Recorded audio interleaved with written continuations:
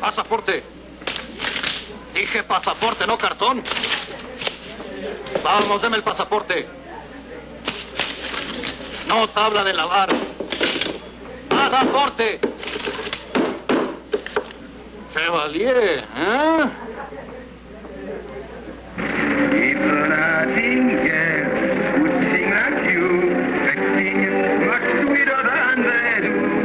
You brought a new kind of love to me. If the Sandman brought me the wings of you, I'd live my whole life through, for you brought a new kind of love to me.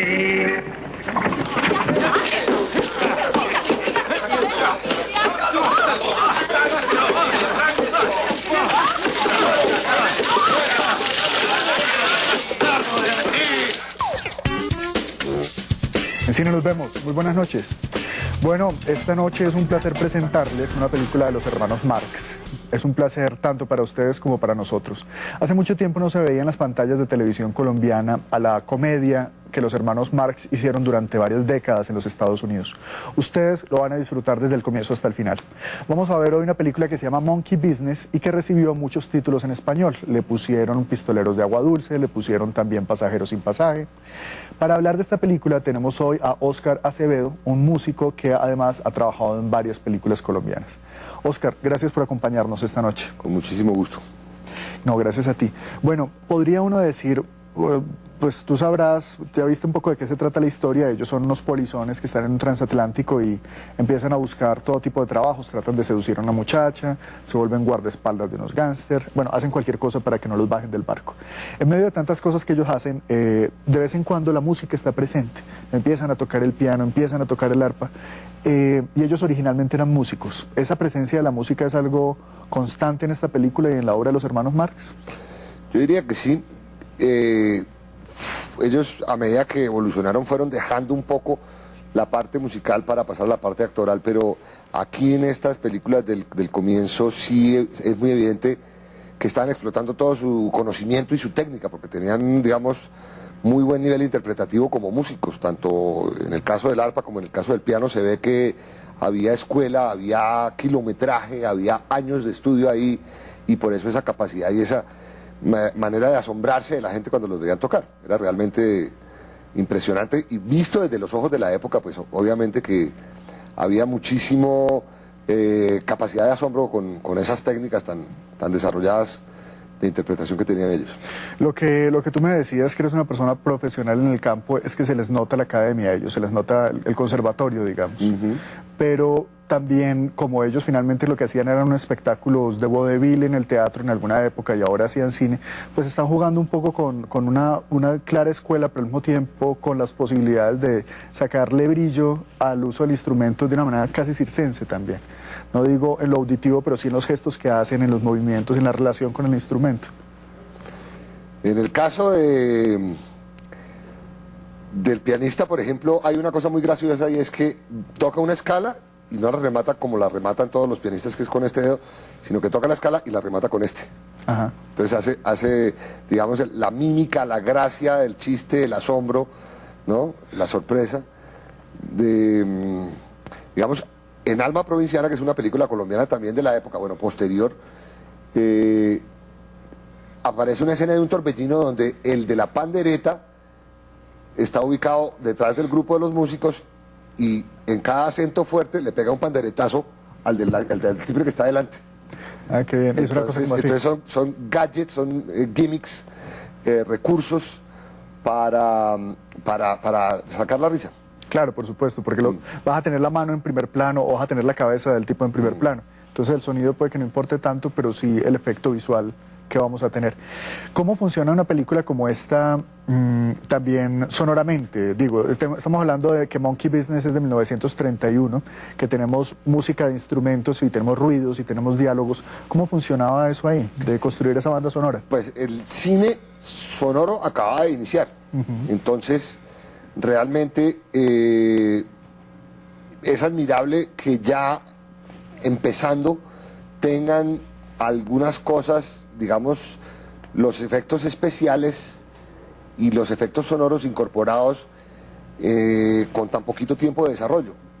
Obviamente que tenemos que entender que los efectos especiales no era un burro relinchando, sino era un locutor que sabía relinchar perfecto. Claro. ¿No? Que era gente de radio, probablemente. Exactamente. Entonces el locutor hacía el relincho y todo el mundo quedaba convencido de lo que había ahí fuera de cámara, porque no lo estábamos viendo, era un burro. Y resulta que no. Es un locutor. Sí, es una cosa muy bella y sí, era heredera de los radioteatros, ¿no? Exactamente. Todos los efectos sonoros que tenían que hacer. Exactamente. Hay un personaje, bueno, a mí todos los hermanos Marx me gustan, y Groucho, que es un perfecto ácido, así, es reconcentrado, ese humor que él tiene. Pero hay un personaje que a mí siempre me ha llamado la atención, que es Harpo, el que toca el arpa. Pues él perfectamente hablaba, por supuesto, era un tipo muy conversador y muy divertido, pero en todas las películas sale sin voz. Y con esta cosa de bebé perverso que él tiene. Yo siempre me he preguntado si él realmente era tan talentoso como los libros dicen. O sea, él de verdad está tocando el arpa ahí, es un... Claro, eso es verídico. Tiene la técnica y tiene, digamos, la digitación corresponde exactamente a lo que está pasando ante cámaras. O sea, lo que está tocando. Curioso porque tiene puro aspecto de hermanito menor. En el sentido, ¿no? Sí, total, claro, y con los risitos y tal. Bebé perverso, le dijiste tú. Sí, así es, porque bueno, y lo vamos a ver en la película, hay varios momentos donde este niño, este bebecito sale corriendo detrás de alguna secretaria o alguna muchacha que pasa por ahí, y pues la cara que pone es bastante lujuriosa, ¿no? Sí, así es. ¿Qué otros elementos te gustan de esta película? ¿Qué otras cosas te atraen en esta película? Pues el vestuario, lo que usan ellos es muy simpático, es obviamente vestidos que exageran sus personalidades, que los convierten en casi elementos de circo. Así es. Vuelvo y repito, yo como tengo alguna experiencia con las películas colombianas hechas por años similares, pues al comparar uno ve, digamos, toda esa infraestructura y toda esa trayectoria que tiene Hollywood, y que tiene Estados Unidos en general como pues, país productor cinematográfico, que son impecables, ¿no? Que uno se asombra de ver las diferencias tan marcadas que hay en la producción cinematográfica americana y la colombiana de la época, que nosotros realmente estamos más en manos de unos proyeccionistas que con sus cámaras iban grabando escenas cotidianas. Así es, eso es perfectamente cierto. Ahí me salió un poco el tema, pero no, para nada. el comentario. Es totalmente cierto, porque de todas maneras lo que nosotros podemos ver en una película como esta es que por un lado los personajes son personajes muy desarrollados. Es decir, cuando nosotros vemos a Groucho Marx con el bozo, con el bigote totalmente pintado, ¿no? Con betún, no es, ni siquiera disimulan que es pintura. Es pintura, y la manera como se viste, y luego los risitos del otro, de Harpo, son personajes que han sido construidos durante años de hacer teatro y de hacer comedia para cine. Igualmente pasa con los planos de la cámara, la manera como ellos encuadran, los planos secuencia que a veces hacen, la manera como contrapuntean en las bromas, son una demostración de un oficio pues que en esa época en Colombia no teníamos, lamentablemente. ¿Te fijaste que no hay música incidental? ¿Que la música es toda protagónica? Correcto, ese es un elemento. En escena. Es un elemento muy importante. Toda la música que van a escuchar ustedes es música hecha por los hermanos Marx en escena. No es música incidental, que es la música que acompaña normalmente las películas para sugerir fondo, sí. emociones en el espectador. Aquí es música que ellos mismos hacen.